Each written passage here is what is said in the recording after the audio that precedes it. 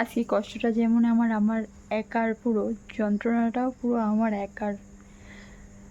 আমি যখন কাঁদি, আমি যখন কষ্ট পাই, আমি যখন দুঃখে মানে দিনরাত কাটাই, তখন কেউ এসে আমাকে হেল্প করে না। যখন আমি চিকিৎসার জন্য দুটো পয়সার প্রয়োজন হয়, তখন কেউ এসে সাহায্য করে না। আবার আমার ভিডিও নিয়ে লোকে সমালোচনা করে।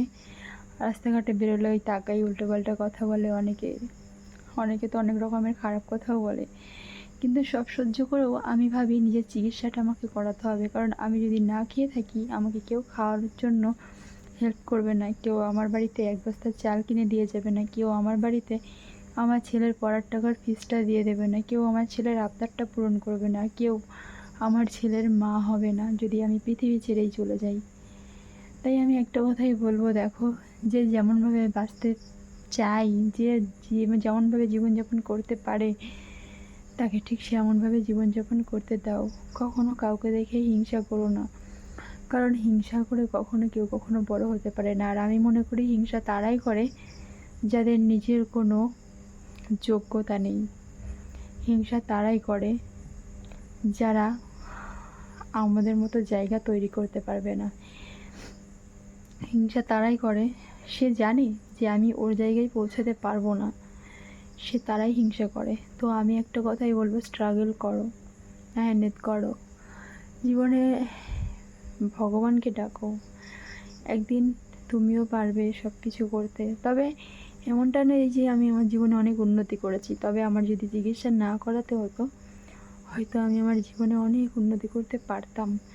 আমার চিকিৎসার পেছনেই খরচ হয় অনেক টাকা, যেই কারণে আমি আমার সংসারের একটা কিছু করতে পারিনি। আজও আমি টিনের ঘরেই আছি, তোমরা ভালো করেই দেখো।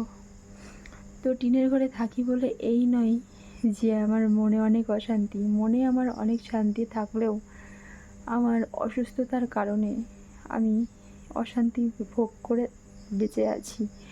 কারণ আমার আজকেই এত শরীর খারাপ হয়েছিল, আমি অজ্ঞান হয়ে অনেকক্ষণ, মানে কিছুই আমি জানি না।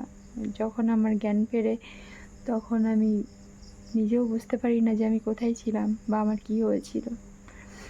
তো সত্যি কথা বলতে আমার কি হয়েছে আমি জানি না। হয়তো মাথার মধ্যে খুব কষ্ট হচ্ছিল, তারপরেই এটা হয়েছে। বাজারে গিয়ে কিছু জিনিস কেনার ছিল, সেটাও আমি কিনতে পারিনি। তো আমি তাদেরকে একটা কথাই বলবো, দেখো, আমার ভিডিও বানানোটা কিছু আশার জন্য, কিছু আশা। যেমন আমার চিকিৎসার জন্য যদি আমি কিছু করতে পারি, যদি বেশি টাকা ইনকাম করতে পারি, যদি আমি বাইরে গিয়ে চিকিৎসা করতে পারি, আমার ফুসফুস যেহেতু ড্যামেজ, আমি যদি অনেক টাকা ইনকাম করতে পারি, কোনো সময় আমি এক ডোনার দিয়ে আমার ফুসফুসটাকেও আমি চেঞ্জ করার চিন্তাভাবনা করব, যদি সেই সুযোগ আমার আসে। তো সবাই প্রে করো আমার ড্যামেজ হওয়া ফুসফুসটা যেন আমি নতুন একটা ফুসফুস নিয়ে বা কোনো ডোনারের কাছ থেকে নিয়ে আমি নতুনভাবে আবারও নিঃশ্বাস নিতে পারি বুক ভরে। আজ আমার নিঃশ্বাস নিতেও কষ্ট হয়, সেই কষ্টটা আমি কাকে বোঝাবো? বোঝানোর মতো যে কেউ নেই। এই পৃথিবীতে যেমন একা এসেছি, একা যেতে হবে সেটা আমি জানি। মাঝখানে যেই মানুষগুলোর সঙ্গে মায়ায় আমরা জড়িয়ে যাই, সেই মানুষগুলোকে ছেড়ে যেতে অনেক বড় কষ্ট হয়। কিন্তু জানি একদিন আমার পৃথিবী ছেড়ে চলে যেতে হবে। আর আমার চলে যাওয়াতে আমার মা বাবা, আমার স্বামী, সন্তান সবাই কষ্ট পাবে। তবুও আমার মন শক্ত করে আমি চিকিৎসা করাবো। তবে মাঝপথে আমি জানি না আমার কী হয়ে যাবে। তবে আজকেই আমার যেন মনে হচ্ছিল যে কিছু একটা আমার হয়ে যাবে, কারণ আমার এতটাই কষ্ট হচ্ছিল।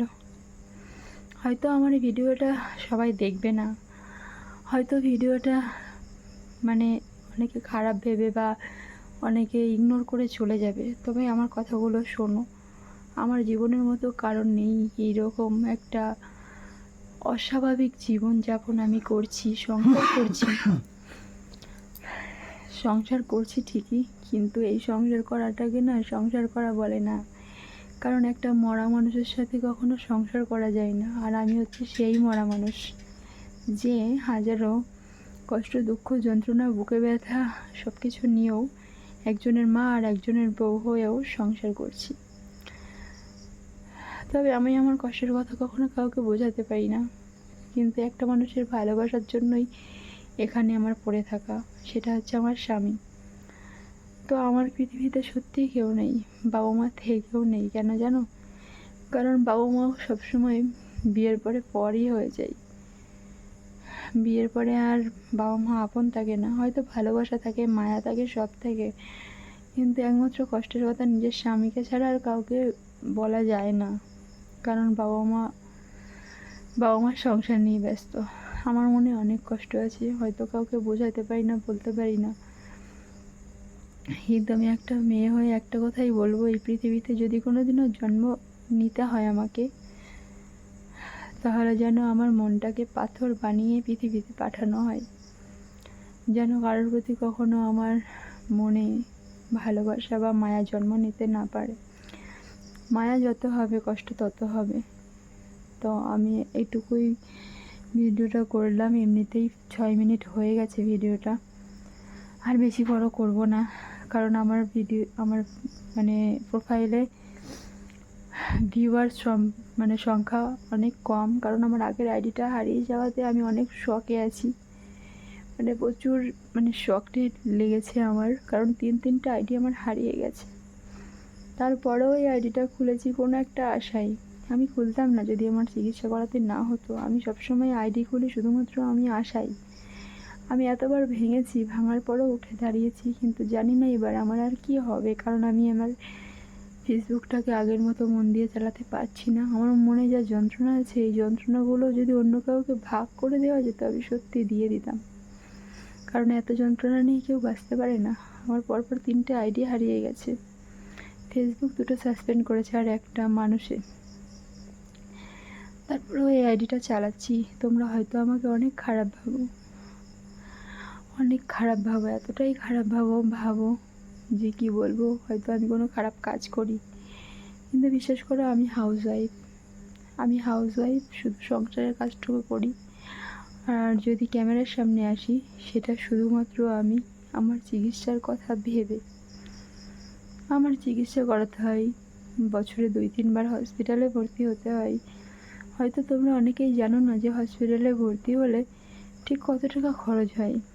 তাদের খাওয়া দাওয়া, ওষুধ, বাড়ির লোকের কথা ভাবা, কষ্ট পাওয়া, বাড়ির লোক থেকে দূরে থাকা। আর আমার শরীরের সমস্যা এমনই যে আমার হসপিটালে বারবার ভর্তি হতে হবে, বারবার, একবার নয়। যেহেতু অ্যাসিড পড়ে আমার ফুসফুস নষ্ট হয়ে গেছে। এবার হয়তো বলবে, তোমরা অ্যাসিড কেন খেয়েছিলে? আমি অ্যাসিড খেতে চাইনি, কেউ একজন আমাকে অ্যাসিড খেতে বাধ্য করেছিল। সে বলেছিল যে তুই অ্যাসিড খাবি, আমিও অ্যাসিড খাবো। তাই আমি অ্যাসিড খেয়ে নিয়েছি, কারণ আমার তখন বয়সটা ছিল মাত্র 17 বছর। সেই বয়সে আমি কোনটা সত্যি কোনটা মিথ্যে কিছুটাই বুঝতে পারতাম না, যেই কারণে আমি এত বড় একটা সিদ্ধান্ত নিয়েছিলাম। কিন্তু সে অ্যাসিড খায়নি, সে কিন্তু দিব্য পার্টি করে বেরিয়েছে, ঘুরে বেরিয়েছে, মদ খেয়ে বেরিয়েছে। মাঝখানে ফেঁসে গেছি আমি, কিন্তু আমি হারিনি, কারণ আমি কাউকে ঠকাইনি। আসলে অনেকে ভাবে যে ঠকিয়ে বড় হওয়া যায়, কিন্তু আমি মনে করি ঠকিয়ে কখনো বড় হওয়া যায় না। যারা ঠকাতে জানে বা ঠকাতে পারে, ঠকাতে ভালোবাসে, তারা অন্য জায়গায় ঠিক অনেক বড়োভাবে ঠকে যায়। আর এটা আমার অভিশাপ নয়, এটা হচ্ছে নিয়তির বিচার। তোমার কর্মফল, তুমি কেমন কর্ম করবে, তোমাকে ভগবান সেই কর্মের ফল অবশ্যই দেবে, খুব তাড়াতাড়ি, বারবার দেবে, একবার নয়। হয়তো আমার কথাগুলো তোমাদের শুনতে ভালো লাগবে না, কিন্তু বিশ্বাস করো, আমার জীবনের কিছুটা অংশ, পুরো হিস্ট্রিটা হয়তো আমি তোমাদের বলতে পারলাম না, কিন্তু আমার জীবনের কিছুটা অংশ আমি তোমাদেরকে শেয়ার করলাম। আমার জীবনে এতটাই কষ্ট আছে, যতটা কষ্ট এই পৃথিবীর কোনো মানুষের নেই। একটা পা না থাকলেও মানুষ সুস্থ থাকে, একটা হাত না থাকলেও মানুষ সুস্থ থাকে, একটা চোখ না থাকলেও মানুষ সুস্থ থাকে, কিন্তু আমার ভেতরের ফুসফুস, যেখান থেকে আমি নিঃশ্বাস নেব, আমার সেই জায়গাটাই নষ্ট হয়ে গেছে। বুঝতে পারছো আমি কতটা খারাপ পরিস্থিতিতে বেঁচে আছি। আর তা বাদে আমার সংসার, ছেলে, স্বামী সবাই আছে। যদি আমি সিঙ্গেল হতাম, একা হতাম না, আমি আমার জীবনের জন্য কখনো ভাবতাম না। কারণ চলে যাব, আমি একা চলে যাব, কিন্তু এই যাদের সঙ্গে জড়িয়ে আছি তাদেরকে ছেড়ে আমি পৃথিবী ছেড়ে কী করে যাব? এটাই আমার জীবনের সবচেয়ে বড় যন্ত্রণা, যে যন্ত্রণা হয়তো কারণ নেই।